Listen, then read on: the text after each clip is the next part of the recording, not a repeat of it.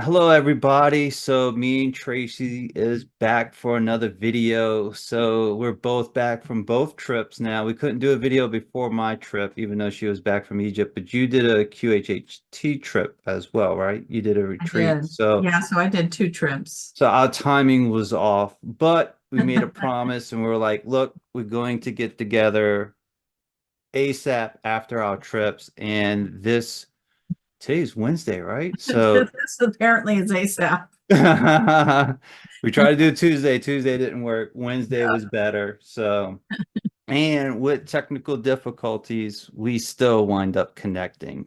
So hey, evidently, my persevered. computer thought I was a robot and did not want me to log in. So I had to prove that I was not a robot and it was not like that. So today we're going to talk about Tracie's trip to Egypt. And on top of that, she has another trip to Egypt coming up. So we're going to talk about that as well. So a lot more stuff happened than what I even thought would happen. And then my trip to Contact in the Desert in Palm Springs, California. And we'll talk about my experiences out there and what I've learned in my session with the Crystal Skull, Ooh, how it all began. The circle is complete. it is complete. So, Yeah. Tracy, tell me what happened in Egypt. What was the experience? What did you learn from it? So this was my first time to Egypt. So I was kind of going in a little blind. We went with Laura Mitri. She designed the trip, and I went along because Arcturians are very actually involved with Egypt. Hmm. And so, which reminds me of, yeah, there's so many stories to tell, but so so she asked me to go along on this trip and bring in the Arcturians. And so who wouldn't want to do that? Who wouldn't want to go to Egyptian temples and bring in the Arcturians? So what an exciting trip that was. So the way she designed it is we were doing the initiatic path, which was an activation of the chakras. And so we actually flew into Cairo, but we like the first day we went to a museum and did some sightseeing and went to I'm going to say it wrong, a mosque. Maybe I said it right.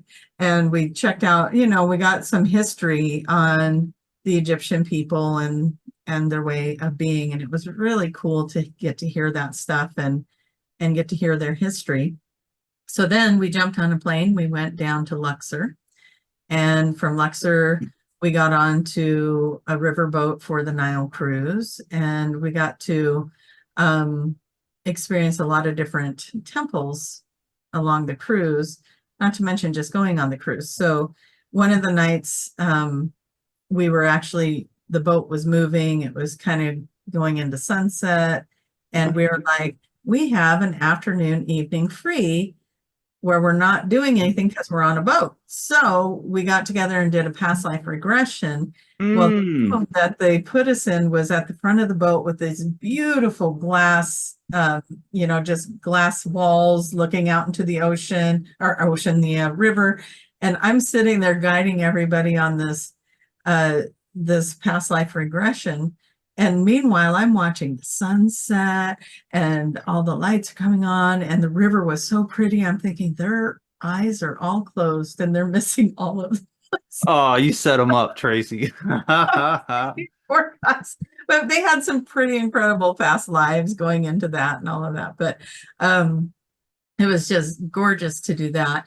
I'm just looking over to my other screen because I just wanted to talk about some of the things that we went to. So, um, you Yes, know, there's so much you there gotta were so have a many flow chart. temples. Yeah, there were so many temples that we went to. I don't even, couldn't even get all the names right on them if I wanted to, or the order of them or whatever. But um, what would happen with our group is, so when you get there, we get a guide, and that's how we get into these temples, is each group has a guide, and we go in there with our guide and he's talking to us about stuff, and we're like, can we please just walk around and just feel the energy? And people don't do that so much over there, right? And you're not supposed to meditate, so you have to call that something else. And so we would kind of break up. There was 15 of us total, and we would break up into little smaller groups, and we'd go into the different parts of these temples and these these structures, and we would see if we could feel anything. And it would never fail. As soon as a group would find some energy, all of a sudden the other groups were pulled that direction. And next thing you know, all of us were there. And it was like nobody went and got anybody. It was just like we all just kind of felt it and moved. And so we would go, there was a couple of times where we were in birthing chambers, and those were usually the most impactful energetically. The one that was really incredible, we were in one of the chambers where I was getting this really interesting feeling. We were looking at Osiris, and I was sitting there going, why do I feel a connection with that? So I closed my eyes and I asked, what's the connection? And they said, you were Osiris's Daniel. In other words, I was the Arcturian channeling into Osiris and giving him information. And I was just like, brrr. And I was like, okay, I want to watch That's about cool. Osiris. I got to go look him up and see if I like the decisions he made. It was kind of like, I hope I did okay with that. But it was really interesting Was to I a think good of. influence or a bad Yeah. influence? And I was sitting there going, that was really interesting to realize myself as the Arcturian channeling in and giving guidance in this reality. So that was really cool. Then we asked the question in the birthing room, and we were doing, because we were trying not to do the meditation and get anybody in trouble, we were tipping, we were being the human pendulums, right? And show me yes, show me no, forward, backward. So we're all standing there and we asked the question, how many of you had a lifetime where you were born in this chamber? And every one of us fell forward. It was like, oh man, everybody was. And one of the girls goes, oh my gosh, I just heard that we were all children of Horus and that we're all coming back. And like it was literally a reunion of all of us coming back together.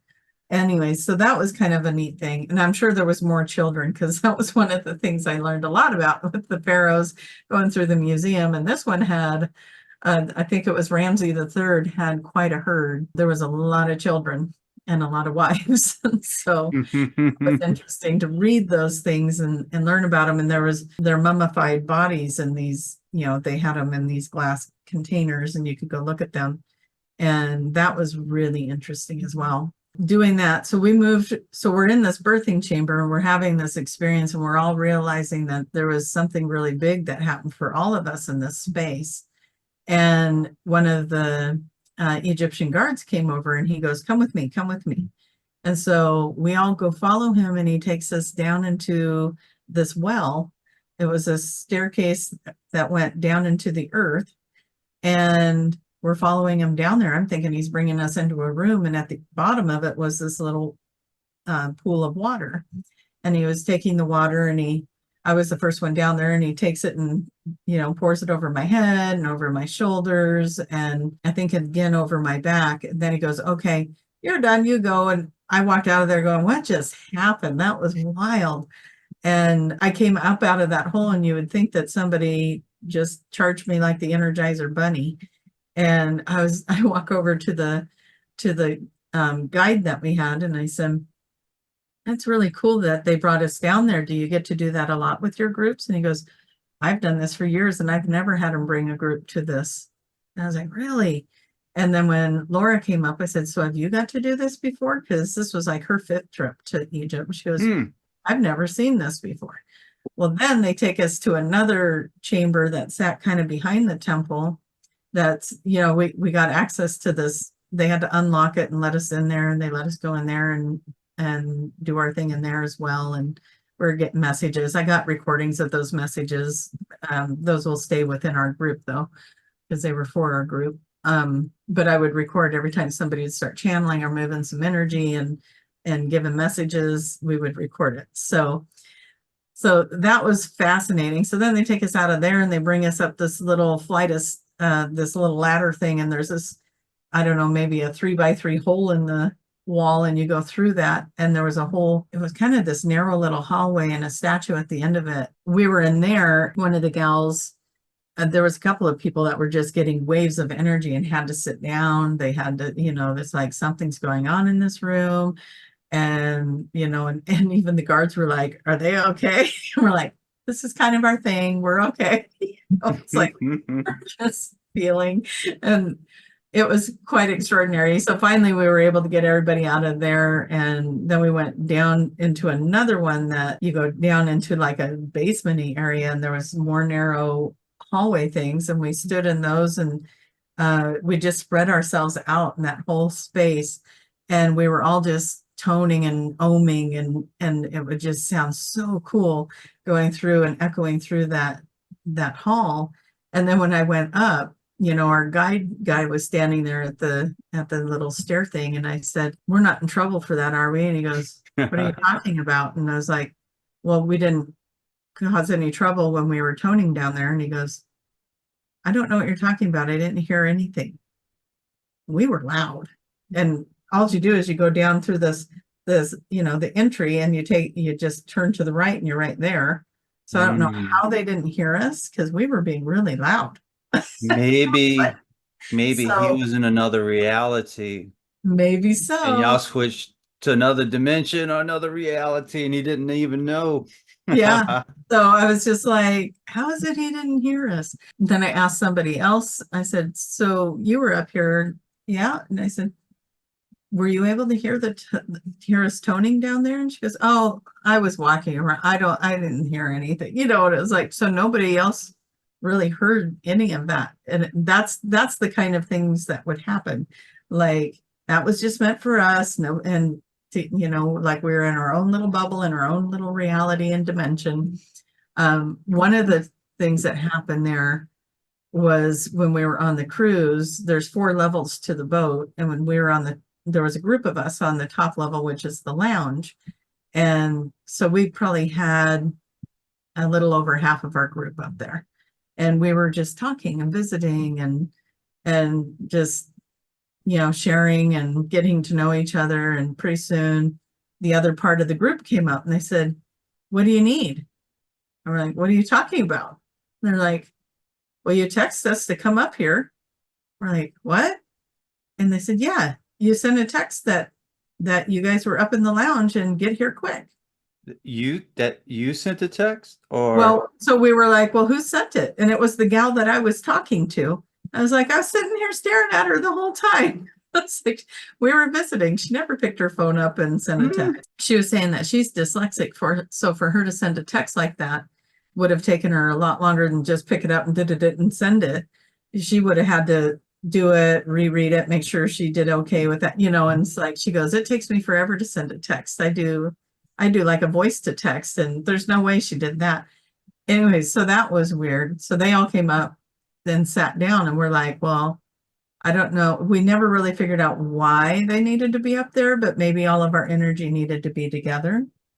But so then during that past life regression, I forgot, or no, we did a channel. There was a day that we all got to sit around in the boat, and in that same kind of area up in the lounge, we did just like channeled some messages in and took them on a journey. And one of the guys saw us as a wolf pack, and so that became a thing. So we were calling ourselves the wolf pack, and so of course we were obnoxious with that, and we would howl. let's take it to another level and start I making mean, noises. yeah, you can't tell this group they're a wolf pack and then expect them to just keep that under their hats. So we did they had this swimming pool on the top floor of the boat, and it's not very big. It's just this, it's not a real huge boat. So there's this little pool up there, and everybody started just naturally gravitating up to the pool, and Laura and I went and grabbed, we had the onks, and I think that's what we had. We had like 3 or 4 of those.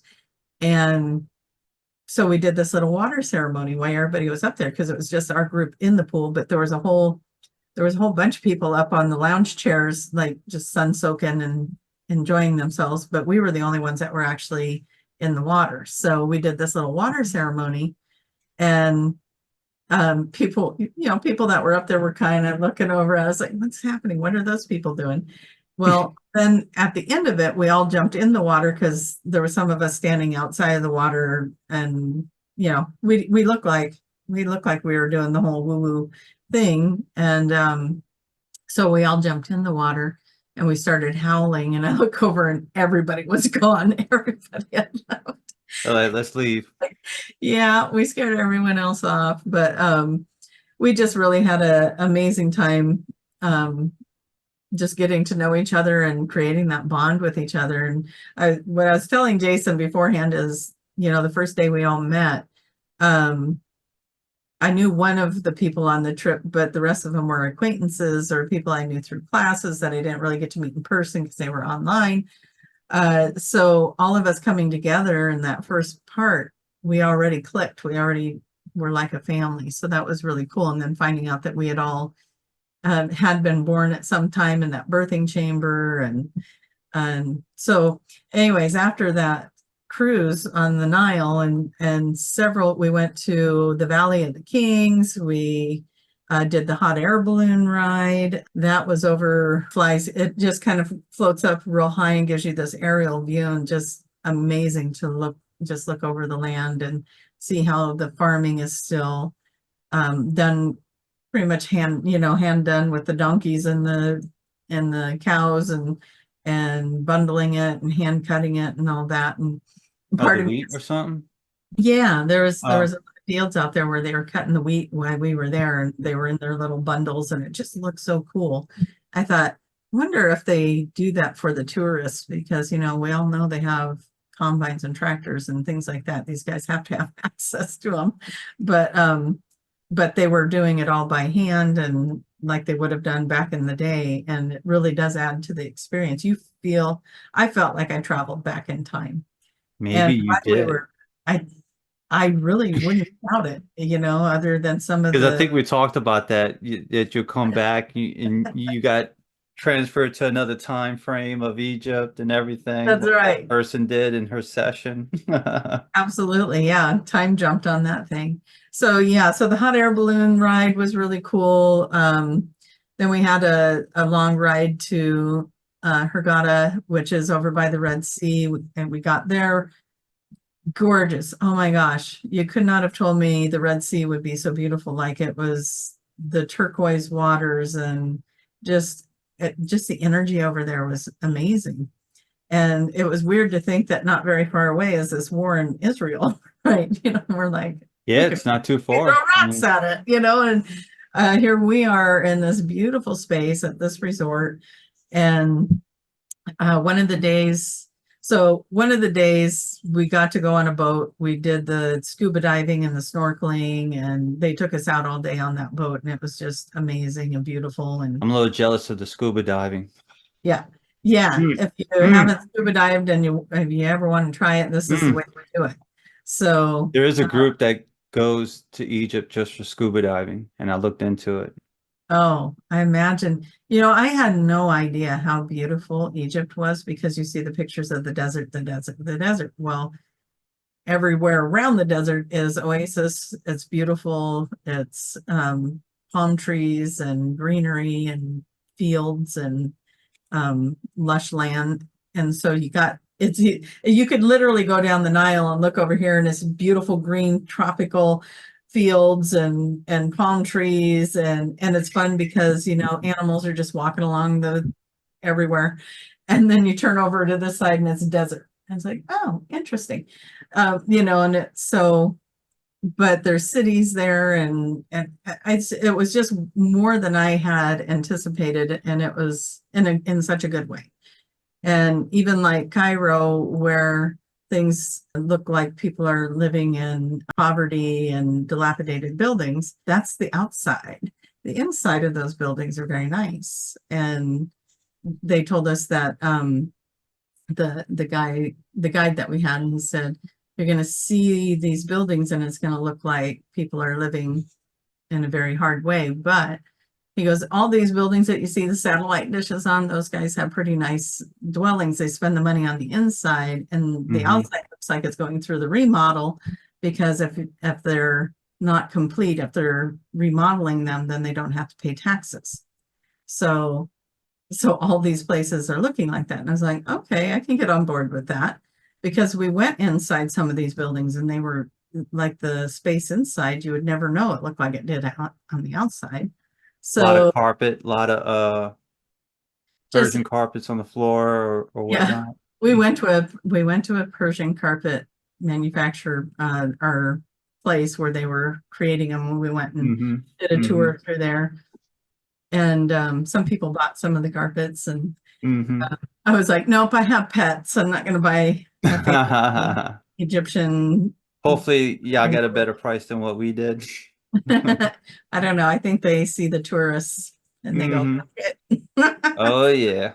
Oh yeah. Yeah. Yeah. So when we got to Hurghada, one of the days I was telling you, we got into these Jeeps and they took us out way out in the desert. And the guys that are driving are fun and they're making it's fun for us. They're playing music and we're all kind of enjoying ourselves and visiting. And they take us out in the desert and they're kind of spinning around and playing. And they take us out to the spot that has you can see the mirage. And then we all got together and they took a picture of us with the mirage in the background. And then they took us from there and they brought us to these little shacks. It's like these, I mean, everything was grass ceilings and it's interesting. It's a different way of living for sure. Like these homes don't really have rooftops. They just kind of have grass ceilings to them and stuff. And so we sat in there and had tea and then we went over and they walked us over and we got to ride on camels just for a little bit. All of these things were just kind of like these little here, do this just so you can say you could do it. Like it was just 5-10 minutes on the camels and that was time to get off of those. But that was okay. It was just kind of fun to ride a camel. And then we went over and from there we went to the four-wheelers and we got to get on four-wheeler ATVs and ride those through the desert and they would I take us believe all. you did all that stuff. I can't believe that. I know, and this is all like this is one day, and then they brought us back from the four-wheelers and they said, okay, now go get a buggy. And they had all these, I guess, dune buggies or whatever you call them lined up, and we paired up and jumped in those, and they took us out to go see the sunset. So they took us way out in the desert to see the sunset. We had, well, I didn't have my camera with me because Jason's like, I didn't see those pictures. I'm like, I know, I didn't bring my camera because it's in my pocket. Yeah, I was like, I lose my, I was like, lose my did I new miss phone. something? Did I miss some photos? Yeah, I was being a little protective of my new phone. I was like, the last thing I want to do is lose that out here. So anyways, it was beautiful. And then we got to ride those back and we went and had dinner at the place that we were at. And then they brought out, a lady came out while we were eating dinner and she did belly dancing. And actually Laura got up with her and did some belly dancing with her. And then they had this guy that was playing with fire, doing the spinning and all the things with fire things. And then finally, by the time we were all heading home from that day, we're just exhausted. We're dirty. We're all just wanting to jump in a shower and clean up when we just go to bed. And but it was a really cool day, and a lot of fun things to do. And then we went back to Cairo. And then it was time to do the Sphinx and the pyramid and the King's Chamber. And so we head back. So we fly back there. And I think that day we spent flying and then just having dinner together. I don't think we sightseed anything that day. It was just kind of a travel day. And then we got settled into our hotel there. And we're all like hitting that exhausted point, right? Like this is 17 days all together that we journeyed together. And this last hotel we ended up in, and I believe we're not going back there this next time. That's not on our list.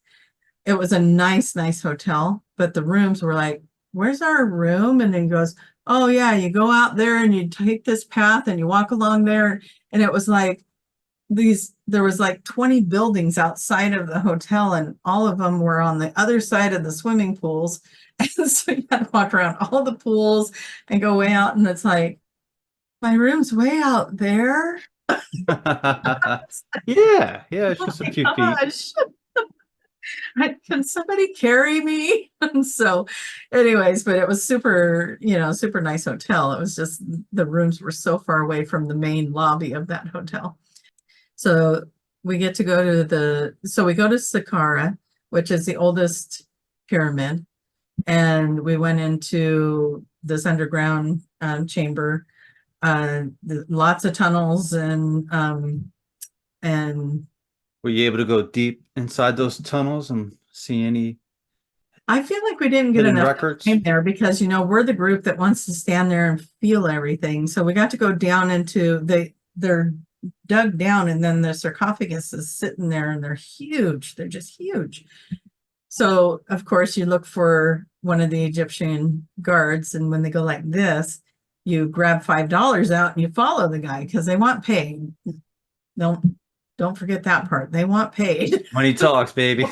And I got to hold a new baby kitten because I paid him a couple of dollars, one of the guys, but that was Oh in, yeah, if you oh got my the gosh, we didn't cash. talk about the Isis temple.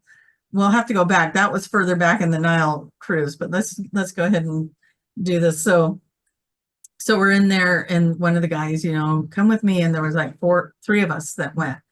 And he brought us down into where one of the sarcophaguses sat. Like we got to go down and actually touch it. And he goes, go like this and put your head on it. And so the three of us are doing that.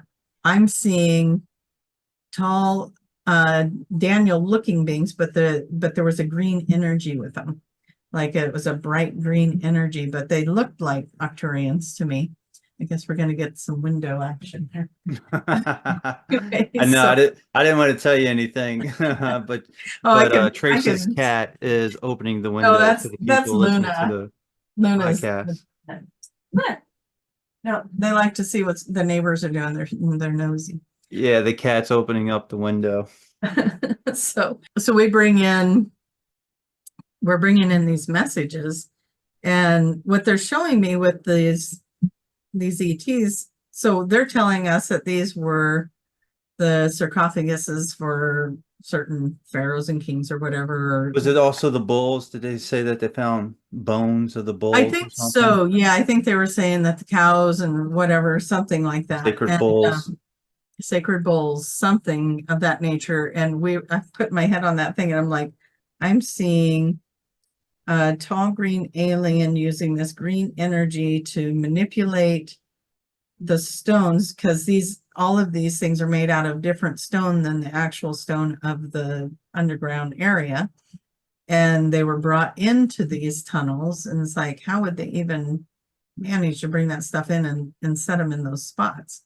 And so, you know, seeing this, they're taking that green energy, and it just makes everything fluid, and they're able to move it wherever they want it and then set it down. And when they pull that energy away, then it re-solidifies and takes back its form. And I was like, well, that makes sense. And I can't remember one of the other gals, what she got was, we were part of phase 2. And she said phase 1 came in and found all these high vibrational spots on the planet. They're sacred sites. And phase 2 was a bunch of ships came in and started building structures on the sites. And we were part of phase 2. And I was like, wow, that's really interesting. You know, is that real? I don't know. It's what we're getting, and so we're going with it. And one of the ways I think about it too is there's multiple timelines for every reality, right? And so it could have been very true on one of those timelines. So our truth might be someone else's truth. So anyways, we got some really powerful experiences in there. We got to go spend an hour at the Sphinx from there. So we were spending time with that. And the funny part about that is I gave my phone to somebody to take a group picture. It was one of the gals that runs the area and oversees the area. And you would think if everyone's standing in front of the Sphinx that you would actually want that in the picture. But she zoomed in and just got our group and took a picture of that. And so you can't even tell we're standing in front of the Sphinx on that picture. It's like, that's weird. Why would she do that? Was anything captured on the picture by any chance? Because maybe there was a reason for that. No, we didn't find it. But in that first one that I was talking about, I don't know if you saw in my pictures that I had posted, there was that that energy wave or something. Streak. Yeah, the streak, there was in the yellow streak, there was a face. Did you see the face? No. I thought it was an energy wave, like a wave. That's what I Well, thought. yeah, and what happened when I took that picture, and I'm just gonna like, You can send it to me on Messenger. okay, yeah, let me send it to you and then you'll I'll probably, add it to the video. And then okay, as so I'm in, looking at the picture, in the yellow spot, there's a face, a very clear face up in the left corner of that. And so what happened was right before that, I was told to go find one of these spots are mine, go find which spot was mine. And I was like, I feel like it's this one. And I was trying to take a picture of it. My phone wouldn't work. And that's what came out from the picture all right, was, so the face is in the yellow. yeah. Do you see it? I it kind for the people listening to the podcast, it kind of looks like a smooth gray alien face with very thin lips, right? With big eyes. Yes. So that's kind of what it looks like. So you kind of when you see the mouth, you're like, oh, there is something that Yeah, kind of there looks it there. is. And then like this would be the forehead and so on. So you to see this in reality, it'd probably freak you out. But since this is a picture, You're standing there. yeah, And it comes, as this is a picture, you're like, okay, thank God it's just a picture. yeah. Yeah, it's one of those things when you look at it later and you're like, that was in front of me, or was that standing next? Hmm. But yeah, so there was definitely some energy there. And then, so we went to the Sphinx, we spent time there. Everybody was meditating and just kind of enjoying the energy. Of all the days that we were there, the weather was kind of like in the 80s. On the day of the Sphinx, this picture that you were just showing that whole day. So we went to three different things that day. We went to the Kara, we went to the oldest pyramid, we went to the Sphinx, and we went uh to the King's Chamber in the big pyramid. And that whole day it was like 105 degrees. And so we were just melting. And it's like the day we get to go to the pyramid. So we're asking why? Why was it so hot? And Laura actually got the Was there a message. cool breeze? Uh, in the shade of the two legs of the Sphinx, it was actually quite doable. But to go You're like, out, let's not move. yeah, it was pretty warm. So yeah, it was pretty warm that day, and we're all sweating. And but we had a really really cool time just being there in that energy and spending time there. I don't know if we did record a message from that space, but I can't remember if it was anything significant or not. And then so then we got to go eat some lunch and we came back and um we went to the big pyramid. We got to have 2 hours in the King's Chamber. This time it's nightfall, so we're going up there in the dark. And Okay, so it's a little bit cooler by this time. yeah, so it was a little cooler. Thank goodness, because we're going up into, but I figured inside the pyramid it's probably staying pretty cool anyway. It's all stone, right? So but you got to climb those big stairs and I'm claustrophobic. So I'm like, oh, how am I going to do in that small tunnel piece? And thank goodness that small tunnel piece doesn't last the whole way. You go up I think it's about a quarter of the way, maybe a little bit more, and then it opens up and it's really tall. And then it's like, whoa. But so I'm in that and I was like, oh, I'm not claustrophobic in here. And I had somebody in front of me and somebody behind me, and I'm making it through that just fine. It's quite a climb to get to the top or that part where the King's Chamber is. We all get in there and we're able to do some toning and meditating, and we recorded a couple of messages Yeah, in did the a group meditation or was it like I think we did a group message, and by this point, on the cruise and all the things we were practicing channeling and light language and different things like that too. So at this point, we're encouraging everybody um, to bring in their channel, and so different individuals were bringing in messages, and then we went around. We did it. Laura had the oils, because remember, this whole time we're activating each chakra. So each stop we're going to was another chakra and another chakra. And now we're at the crown chakra. And so she's bringing in the oils, and so we had a whole ceremony thing going on, and people were really having some interesting experiences. And you're 5 minutes in the sarcophagus you spend in there. And so I was telling Jason, he goes, "Is there any stories you don't want to tell?" And I told him one, and he said, "No, I think you should tell it." I'm going to, because I think it's funny. So I was wearing these linen capris, and they were, I had been in these things sweating all day. So, they're kind of sticking to my body. So, so it's my turn to get into the sarcophagus, which you got to kind of climb into it. And they're all going, "It's your turn, Tracie, get in quick before they kick us out of here." And I said, "It's okay if somebody else didn't get to go yet. Everybody else should go before I do." No, it's your turn. And all this pressure to get into the sarcophagus. So I was like, You're the last one? No, there was somebody else still that needed to go in too, but they're all like, no, you go. And it turned out all you needed to do is give the guard $20, and he gave us another, like, I don't know, almost an hour in there. I think we were in there probably close to 3 hours. So money goes a long way. It sure does. And it was, so anyways, I'm like, all right. So I go to swing my leg over, and I hear "Ring," and I'm like, did I just rip my pants?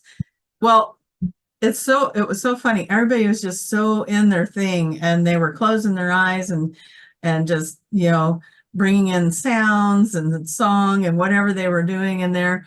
And I'm like, nobody's noticing. So I get in, and I'm laying in there. I was telling Jason, I'm laying in there for my 5 minutes in the sarcophagus going, one, I could hear everything. That part was weird. And Laura, like everything's amplified.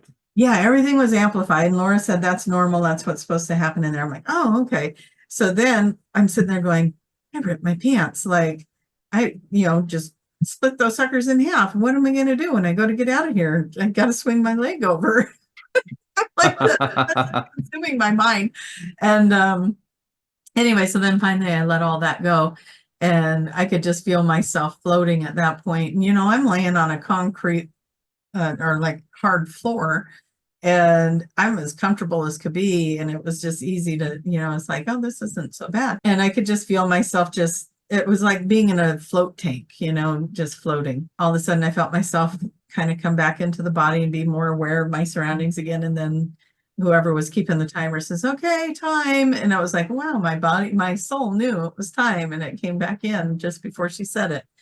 So then I have the challenge of getting out of this thing. And luckily I kind of had a shirt that was a little bit longer, and I could kind of tug it down. So I was tugging it down, and everyone's reaching in to help me. I'm like, no, I got it. I can get out myself. And so then they kind of go about their thing, and I just kind of quickly I pick both my legs up and swing them over. And I'm like, okay, I don't think anyone noticed. So I'm just kind of pulling my shirt down. But the thing I'm not divulging is I do have a scarf too. Like, you don't go really anywhere without a scarf in Egypt, because sometimes you got to put it on. And I was using it also to cover my arms, because the sun's different there, and my arms were getting blistered. So I had it covered. But Smart. Yeah, so luckily I had just the right scarf for this, but I didn't put it on yet, because I was like, okay, I don't think the damage is too bad. And then it got to the time where we all had to go down. So going down the first part, where it's nice and wide and open, no big deal. You just tuck, and you're going down. And then you get to the little tunnel part, and you got to turn around and go backwards and go down. And one of the gals, Wendy, she was there, and I said, so Wendy, this is time for confession. I ripped my pants, and the whole seam, the crotch and everything is ripped out. And I said, so don't look up. And she starts laughing, and she's like, I can't look up. I said, don't look up. Nobody wants that. Nobody wants that to happen. And so, we're kind of giggling and making our way down, and we get out outside, and they take a big group picture, which the picture that got taken, the first one, orbs everywhere. They were just everywhere. You could almost not even see us in the picture. It was so full of orbs. And so then they took another picture, and that one actually turned out. These guys, one of them was funny. She was like, some of my pictures aren't turning out, so I had to delete them. And I'm like, go to your trash and get them back. Don't delete those. Those have things in them for you. So anyway, so Nice. yeah, so we got all of that. We got the pictures. I'm like, okay, everything's good. My shirt's long enough. I'm kind of tugging it down, no problems. I can feel the breeze. I'm cooling off way quicker with this new air conditioning I have. Mother Nature's AC.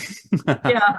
So then we all go get on the bus to take us back to the hotel, and I go to sit down, and they ain't, like I said, these pants, I've been sweating, they're sticking to my body. I sit down, rip.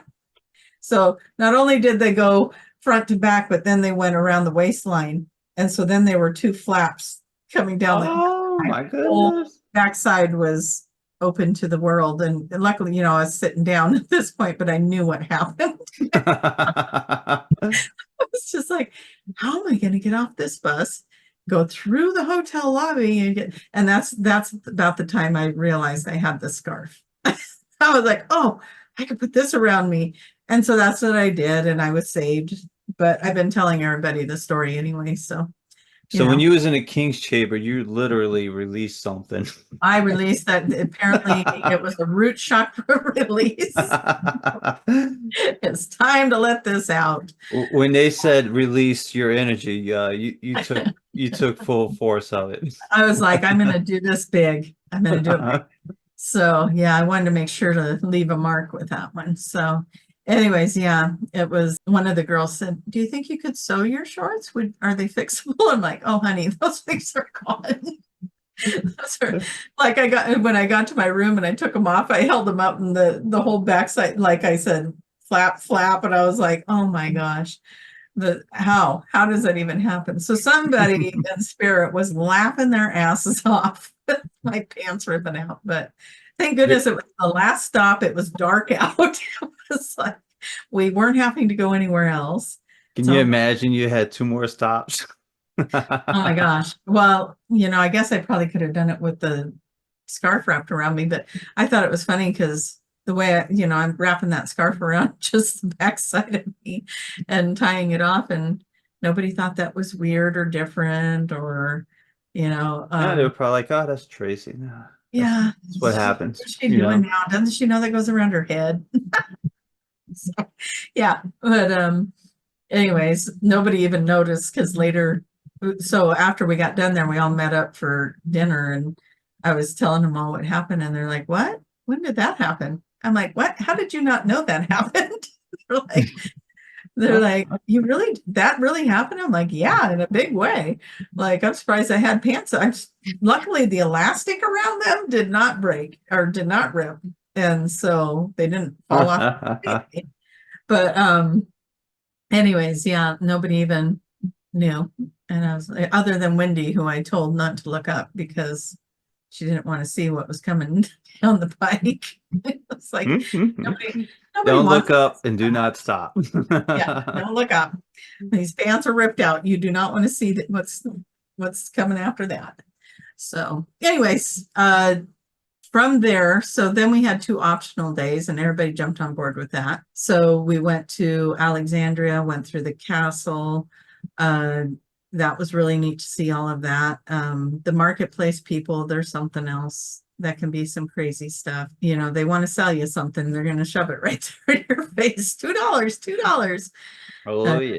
Yeah. So, if I could change anything, it would probably be, that the marketplace people would just let you come look at their booths. I don't know. For me, when someone's doing that, I don't want to buy anything, but if they let me come up and look at their booth, I probably would have bought things. So it's right. Like, if you're not even letting me look at the thing I want, you go and pick one thing up, and then they're focused on that one thing. Oh, you picked this up, so you want this. And it's like, oh, I give you a good deal. Good deal. Yeah, I'll give you a good deal. And they do. They give you a good deal. You can barter with them and work that out. But yeah, so there's a lot of shopping there. So I was told to bring an extra suitcase or something with me, and I was like, nah, I don't think I need any souvenirs. Now I know when we go back in January, I will bring something that has a little space in it, because it's not only just about bringing home something from Egypt, but it really helps. Pants. yeah, it's kind of like charity, but this is how these guys survive. And so, you know, I brought things home because I didn't have room. I just had a carry-on and a backpack. So I That's all bought you brought that's all I brought. for So how many days? 17? 17 days. Wow. There was some laundry being done in there, but yeah, 17 days. So I would Wow. bring a bigger suitcase You would have next laughed time. at me. What's that? So you would have laughed at me. You would have been like, hey, I got it I all. would have had my suitcase, my carry-on, my Yeah, backpack. I will next time. Now that I've been on the trip, because part of it was I knew we were going to go from here to there and then there to there and there to there. And I thought, well, do I want to keep packing all that around? But Right. now I've got a strategy in my mind, I take a bigger main suitcase, and then I have one that's a mid-size kind of look carry-on one that I could bring. So check a bag, bring a bag, and then bring my personal item, and that'll be perfect. So yeah, I'll be better prepared next time, but I was good. I was good for this one. I was impressed. I was able to bring home all the things I brought home, and it wasn't a problem. I even had a little wheat stock thing that this family weaved into a little good luck charm thing, and I brought that home for my parents. I said, if this makes it home, because basically I bought it to help support the little kid that was selling it. And I was like, if it makes it home, I'm giving that to mom and dad, because dad had wheat fields as we were growing up. And thought that would be fun to bring him wheat from Egypt. And that sucker looked like it did the day I bought it when I got home. And I'm like, I don't know how I Really? did that. I thought I was going to make bread out of that by the time got And I home. guess what's pretty cool, not that your dad farms wheat or anything, but he's a farmer. So you bring Yeah. in wheat from a farm from Egypt. That's Yeah. pretty cool. That was kind of fun to do that. And so, and it was fun to send him pictures while I was there, sending pictures from the air balloon of the farms and the land and the crops. And that was kind of fun to send that to him too. And Nice. I know that that's part of the trip that he would probably really like to do. Yeah, You maybe think he'll go on the next one? he might. He showed interest in it, so maybe that would be kind of cool. Yeah, That would be pretty cool. I think he would enjoy the farmland, and probably seeing that history would be fun for him. He likes history, so now getting him to chant or channel or ohm, or I don't know, he might. Jason's met my dad, so Yeah, he's dipping his toe in the pond. he is. So And I think at this point he's sticking his foot in the pond. yeah, I think it would be really fun to have him on the trip, that's for sure. Oh So yeah, absolutely. yeah. So did anything else happen before I ask the next question? Was there anything else? Oh gosh, it seems like there was something I was gonna say and then I retracted. There was a temple we went to. Oh, Isis. The Isis temple was really Yeah, what was good. that like? So the Isis temple is the one that they moved off of the sinking island and moved it. They moved the whole thing to a higher land. Stone by And stone, correct? Because it was yeah, going to get flooded, correct? there's videos of it and everything. Hmm. So Hmm. oh, that gives me chills too. But going there was we had a lot of experiences there. There was a lot of people connecting with the Isis temple. Just felt like there was a lot of information. We anchored some divine feminine. I believe it was the Isis temple. Remember the one that we anchored the masculine energy? But see, we were supposed to go into a special area there, and somehow that reservation didn't get made for us and we couldn't go. So the guard felt bad and he opened up a different chamber for us, and it was Osiris's chamber. And we went in there, we're like, this is where the divine masculine needs to be anchored. So the men in the group anchored that. It was really cool.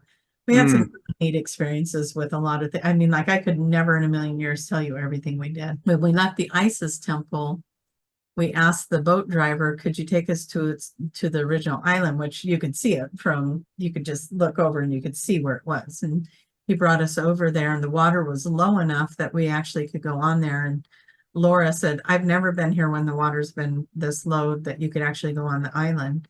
So he parked the boat and let us go on the island. And one of the girls connected with it so strong that she just laid down and she was just crying. And she said that, you know, we're all holding space for her, but at the end of that, we're like, so what was happening? And she goes, this land was just telling me how much it missed me and missed us and was so happy for us to be here.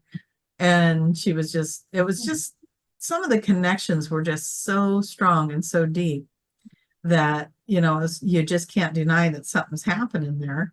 And so we got to be on this island for a little bit that, you know, isn't part of the tour. That's not part of what you're supposed to be able to do. But this guy brought, Really? Seems like you've been doing all kinds of so top secret stuff. we were, yeah, we should have some Mission Impossible music playing behind our, you know, and it's like, I know in January when we go again, it may not lay out and play out the same way, but it's Right, gonna right. it's gonna have its own magical things going on. Right. It should be a lot cooler too.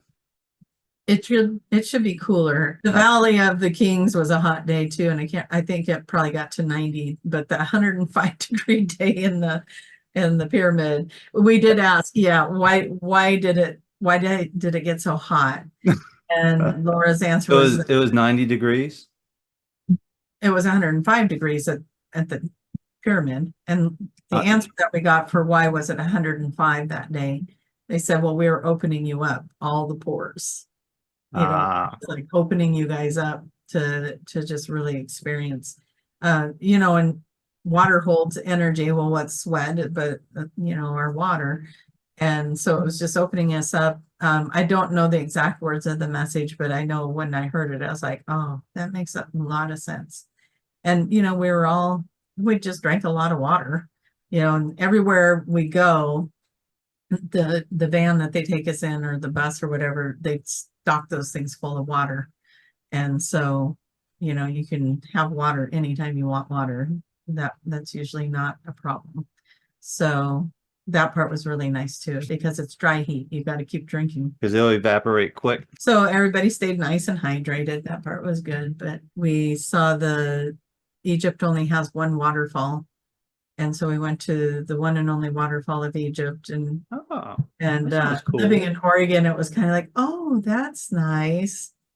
You know, Yeah, like, waterfalls it was coming out like of this mountains. little drop off. It was like, to me, a waterfall comes from way up here, not just right there. It's like, oh, okay. And the gal that It was traces mine. That's not a waterfall. That's like a ridge, like a ramp. yeah, that's like, is that a ditch? Oh, that's the waterfall. Okay. It was cute because the gal that brought us there, she goes, so this is the only waterfall. And I'm walking with her. And she goes, this is the only waterfall in Egypt. And I said, am I going to be going, wow? Or am I going to go, huh? And she goes, you'll probably go, huh? And I did. I was like, oh, okay. I mean, it was nice. And the kids, all the local kids, you know, were playing in the water and all the things. And that was kind I of never fun. knew Egypt had a waterfall, even though it might be small, but I never knew that they had one. Here, there's another picture that maybe if it's not hard to find, I will send it to you so you can, Oh, that is their waterfall. that's See? cool. Did you see his reaction? Oh, That's cool. That's bigger than what I thought. Hey, that's more than what we have. yeah. Well, in Oregon, there's Oh beautiful yeah. waterfalls. So it's like, yeah, we we get spoiled out here. And so it's like, oh, I mean, it's pretty, it's nice. I'm just looking through the pictures real quick to see if there is anything else I wanted to. I think after looking at this picture, I think that waterfall was in a movie of some sort, like with Moses or Cleopatra, some kind of movie, Oh, really? if I'm not Well, mistaken. that would make But sense. it kind of looks a little familiar. I'm not saying I had a past life and I experienced it, but you know, it looks a little familiar. But that's pretty. That's actually more than what I thought. So, yeah. So the people listening to the podcast, if I'm not mistaken, this waterfall is probably 30, maybe 30 feet tall, tall, Oh, yeah, probably. and it looks like this waterfall is making a right and turning into another river. And then there's grass, that kind of like palmy grass that you'll see in videos and stuff. So, Yeah, and Tracie's doing a selfie with the waterfall in the background. And there's people actually in playing in the at the water. bottom of the waterfall. Are those kids or are those Yeah, like those. teenagers? Yeah, they say it seemed like they were kids. Yeah. So they're playing in the waterfall, which is pretty cool. And there's some other people walking in the river. So it's actually a pretty cool picture. And then also there's huts in the background on in some land in the background where the waterfall is. And there's some people sitting on a bench and stuff. So it's actually pretty neat. That's a good Yeah, picture. it's a nice little park area, and then the waterfall leads out into a river. So, it's pretty over there. But yeah, that it was so windy that day though. It was like the sand would blast you if you were in a sandy area, and we're like, okay, time to go. So yeah, but that was our very last day there. That night we all headed to the airport and had like 2 a.m. flights out of there. But um the jet lag coming back from there, it was like nothing. It Hmm. did. Really? It took me like 3 days to adjust back to my time frame here Uh, and my that's a good energy. amount of time. Yeah, but when I came back from like Thailand or from Ibiza, Uh-huh. it took me, I was like wanting to sleep all day long. I was like, man, I just want to crawl into bed. Um, and the jet lag, like I was just sleeping, but this I was energized. And then, I'd be like 6 p.m. instead of 10 p.m. I was like, man, I want to go to bed now. If I sat down on the couch and watched TV, I was out. But so it took me a couple of days to get really acclimated back into my time zone. But the energy wise, I was Well, you was uh, probably pumped up off the energy of Egypt oh and yeah. downloads and everything and Yeah. And downloads, uploads. our group was experiencing the same thing. Like they were saying, how's everybody doing with jet lag? I'm like, pretty good actually. Yeah, me too. And it was like, okay. And still to this day, everybody's still chatting in the groups and in the group chat and sharing. And we just had a little Zoom reunion just to say hi to everybody again. And Oh, that was cool. yeah, it's really a bonding experience to do that with a group of people. So January, let me get the exact dates for you. Yes, so this is Uh, going to be Tracie's second trip.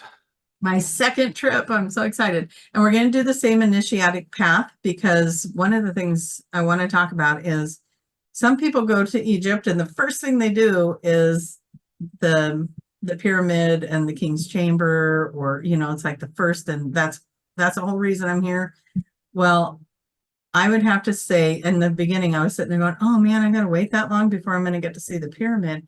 I would not have done it any other way because all the activations we got all along the way and working with our chakras and doing the channeling and bringing in the messages to understand what our journey was about and all the things. And then getting to that, it was like a grand finale. And what I was telling Jason is I kept calling it the grand finale. We're going to be at the pyramid.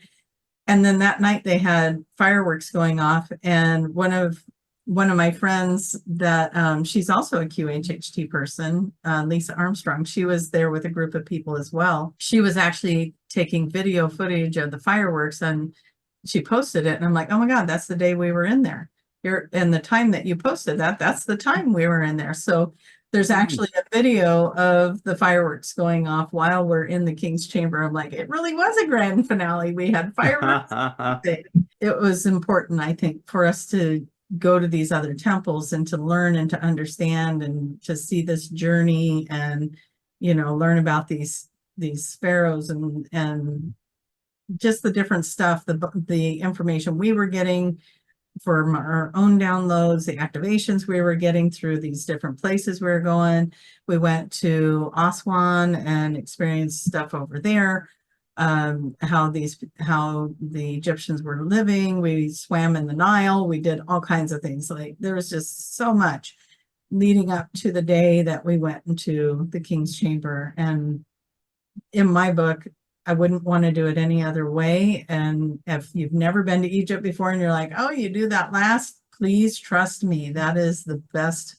It was like the You best. got to do it last because in case you Yeah. release something, you know, Yeah. something happens. Well, and you're going to get bonded with the people you're traveling with. And so by the time we were up there, we were all so close and like family that we were just able to just be completely ourselves in that space. And I know some people don't have problems with doing that, but some people do. And it was really nice to be able to allow everybody to have this comfortability with each other and this understanding of this place. And so it was really neat. I really like the way that Laura designed it. So she asked me if I wanted to change it, and I said I wouldn't change a thing. So we are actually, I did change one thing. I said one more day at the Red Sea where we just get to do whatever we want. And so we added that. So that's going to be January 11th through the 26th. And you can come to the website. Jason's going to have the link, but it is mitri.com.mx/travel/Egypt. So go check it out. Go to my Facebook page and you'll see all the pictures. And if you have questions, contact Laura's actually the best one to answer questions. Now I can actually answer some. The first roundabout, I'm like, I've never actually been there, so we have to ask Laura. So now that I've been there, I could probably answer some questions, but Laura really does. She's born for this. She What were knows. some of the popular questions that people had? Or like any Passport concerns? questions, visa questions. So I could just, yeah, you're going to need a passport. That passport needs to be current. You do need a visa. Laura takes care of that. And if we got there and 3 people didn't have their visa and our guide grabbed their passports, ran up to the thing, got their visas and came back and we were good to go. So, you know, they really do want us there and they make it as easy for us as they can. When you get to the airport, there's somebody waiting for you there to pick you up. They have a picture of you. So like when we came, there was a staircase that we came down and a deer was there waiting for us. And he was so good. He goes, Tracie, and there was like, I think 6 of us or more that were riding on the same plane. So we all came down together and he sat there and named each one of us off. He had each of our pictures and our information. And so he knew exactly who he was picking up. He recognized each of us. He was wonderful at his job and he wants to work with us again. He said, your group was so different than any group I've ever worked with. I would love to be with your group again if you guys come again. So that was really cool. You telling me all y'all behaved? Oh no, that was what he liked. I don't think we did. I remember we were howling in the pool. If Tracie's We're there, chasing off all the other people on the cruise because we're doing our ceremony and howling in the pool and blessing the waters and all the things. Other things, you know, like what to pack, what would be good to pack. The money exchange, it's really easy, you guys. A lot of them will take US currency. right. And To so the when I value of the with dollar. Egyptian pounds, I was using the US dollar and they were happy to take it. So you don't have to exchange your money before you get there. In fact, the first hotel that we stayed at, and I'm not sure, I'll have to ask Laura, but I think we're going to go to that one again. They have a bank on site and you can just go exchange your money right there and get Egyptian pounds there. Bring small bills, bring a lot of dollar bills, $5 bills maybe. Yeah, if I remember correctly, Egypt's money dropped a certain year. It dropped pretty low. So when they see American money, they're like, oh yeah, Yeah, they we'll like it. definitely take this.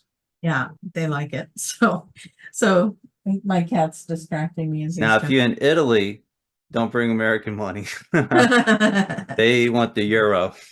Yeah, most places won't do that, but they did theirs. So, you know, that part's pretty easy. Bring sunscreen, or you could probably get sunscreen there, I'm sure, but some of that isn't, you know, it's like you're kind of limited to the hotel. They really don't like us to wander off because they want Right. to be safe. And I say that you're safe. You're safe there. But, you know, they can't guarantee your safety if you're wandering off. You know, they want to keep all of us kind of together. Makes sense. Makes sense. Yeah. Hmm.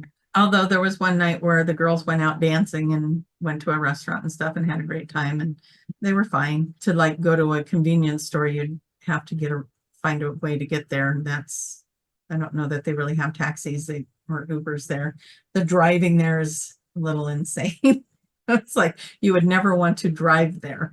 They don't really have lanes, and they have a honking system.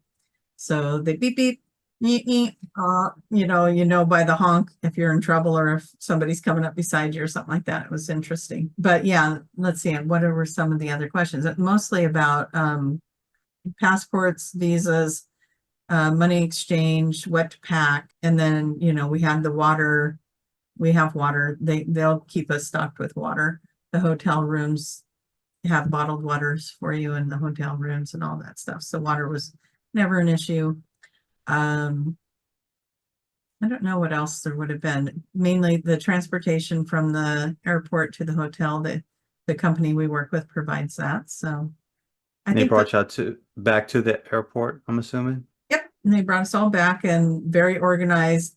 This person gets picked up at this time, they're flying out, and and it's very organized. And our guide, Abir, he accompanied everybody to the airport, make sure they got where they needed to be before he would walk away from them. He knew that they were where they needed to be.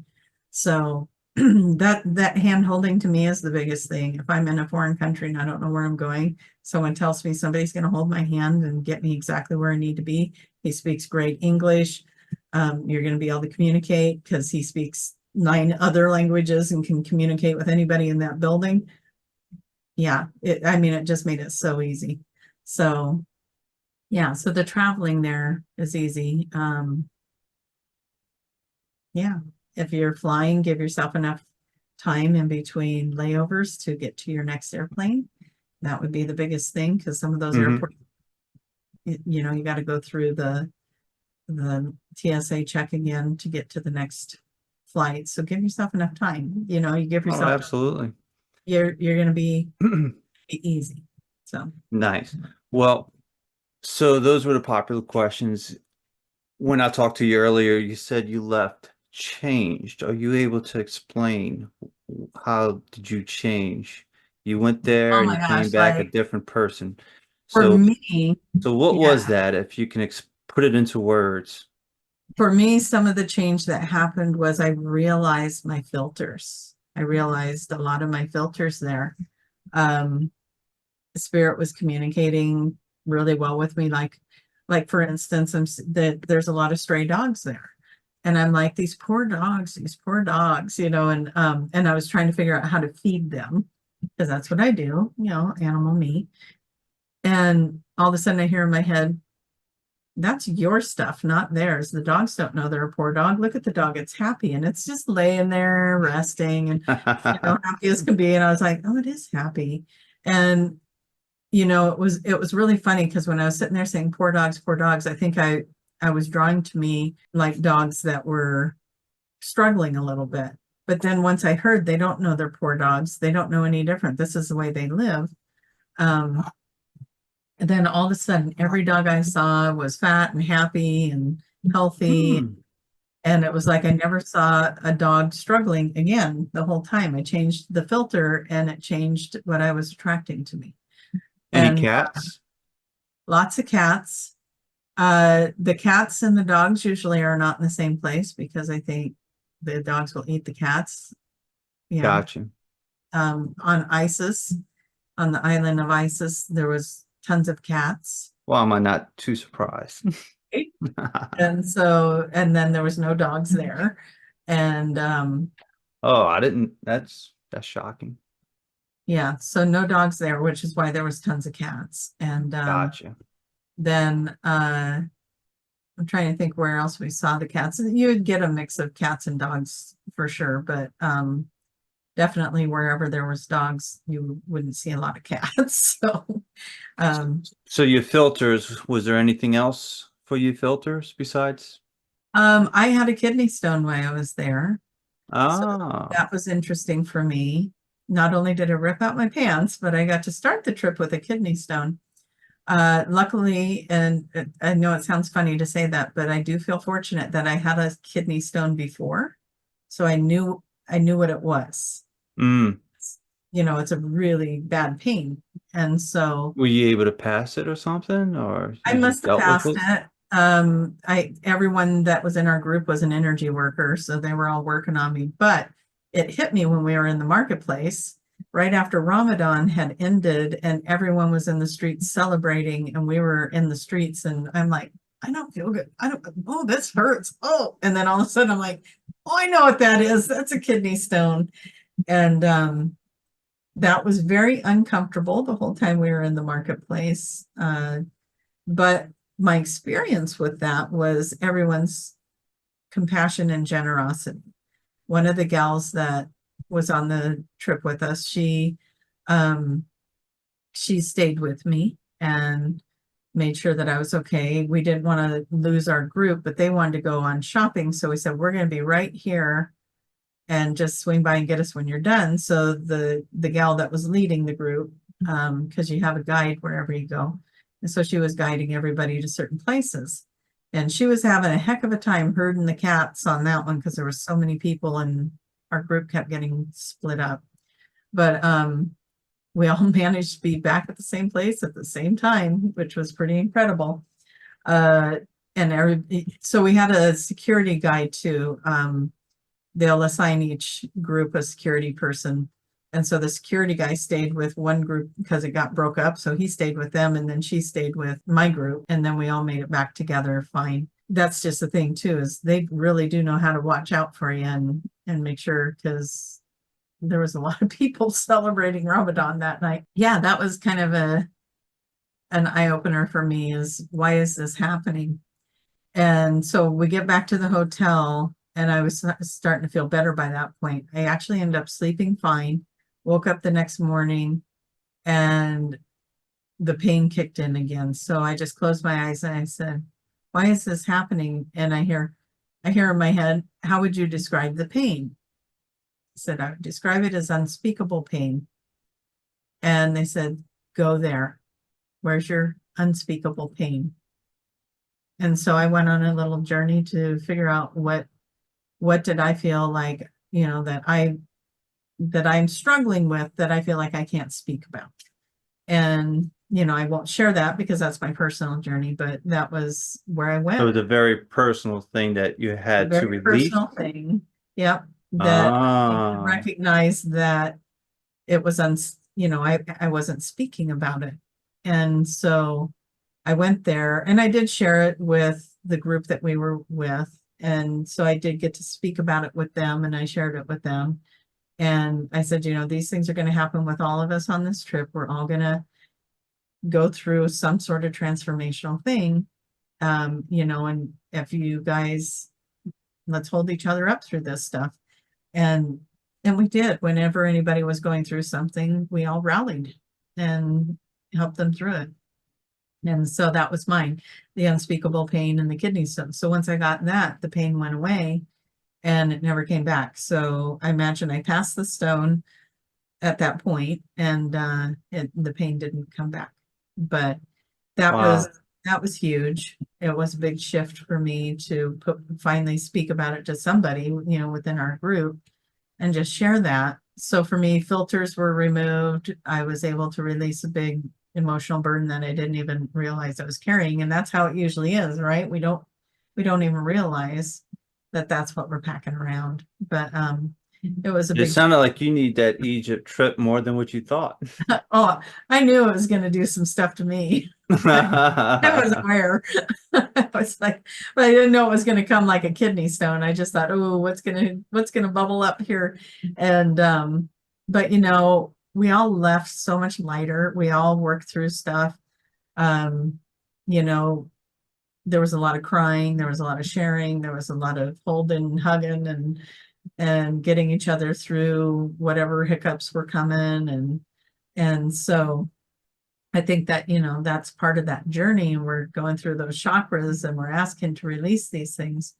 And but we were also having the best time ever, laughing, enjoying each other, sharing meals, just going on these adventures together, tuning into things together. It was quite fascinating. And it felt like we were living 3 or 4 days in one day, but yet the last day came so quick. I bet you could get every one of those people to stay another week. It's like Wow. After being there nobody wanted to go 17. home. Yeah. We're Wow. like, I can't believe we have to go home already. And it was everyone was, it's like, I can't believe we're going home already. This seemed like it went so fast. And yet when we were in it, it felt like each day was Well, plus stretched. like everything was new, everything every day something was going on, Yeah. you know, running here, running there. Yeah. And everyone that we got to go, as far as they give you a guide and a guard basically, and then a bus driver. So there's 3 people that go with us. They take us there, they walk us through it. We got the security guy there to he's just kind of watching the things we don't know, basically not to, because I don't want that to make it sound like we're in danger. Basically what they're doing is keeping the market people back. If we're not wanting that, they will go over and move them back for us. And then market people listen to the security guy, and they're Right.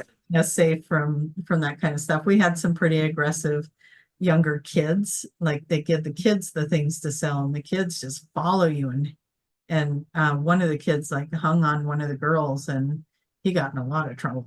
So, so they're kind of there for that, to just make sure that we're not being overly impressed with these with these Right. markets. Makes sense. So yeah. Makes sense. Anyway, so it was a great trip. I'm looking at our time and I want to switch gears and I want to hear. I also did Sedona. I will say this real quick. Yeah, So what you got? Sedona, I got to be up on stage and channel Daniel, and I was there with Monica Dunn, and she was doing the voice and sound healing. And when I channeled Daniel in, he called in the ancestors of Sedona, and then he called in the white light healers, and the white light healers came in, or 12th dimensional beings came in and stood with each person, and they said, "We're getting you guys ready. We're getting you ready for Ra." And all of a sudden this whoosh of energy came in and people started crying and having responses to that. I put that recording on my YouTube. So if you want to listen to Oh, okay. on my YouTube, but the raw energy came in and it really feels like the big message for me was remember we talked about the children of the sun. These are children of Ra. And they're coming in and they're going to bring in psychic abilities that now this isn't part of the channel that's recorded that's on the thing, but this came to me later. The psychic children, so we got one wave of them already. Now if we're going on Dolores Cannon terms, we're going on a second wave, and these kids are bringing in psychic abilities we didn't even know we could have. So they're upgrading our psychic abilities here, like we have So all. will this be the children that are born going forward, or this is children that's already born? They're starting now. They're coming in now. Oh, So, wow. yeah. So these kids are going to come in.